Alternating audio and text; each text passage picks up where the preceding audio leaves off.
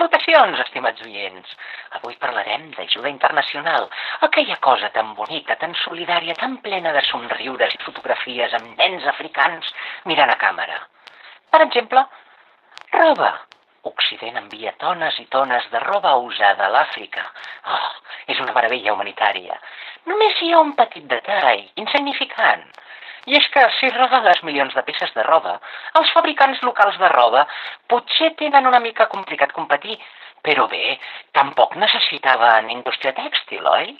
Curiosament, gairebé totes les grans potències industrials van començar exactament així. Gran Bretanya, Estats Units, Japó, la Xina. Tèxtil.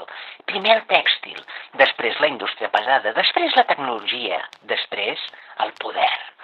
Però quan alguns països africans intenten fer el mateix, no, això ja no toca. Ruanda, per exemple, va tenir la divertidíssima idea de limitar la roba usada importada per protegir la seva indústria local. I aquí arriba la part adorable.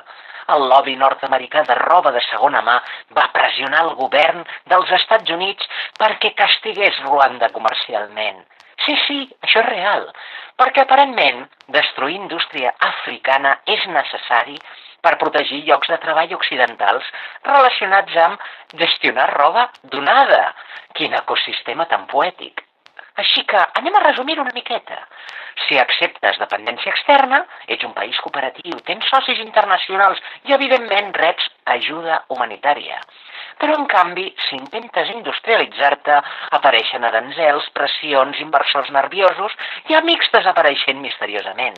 Però tranquils, un altre dia ja farem un documental explicant per què Àfrica és pobra, perquè resulta que no saben gestionar-se, oi?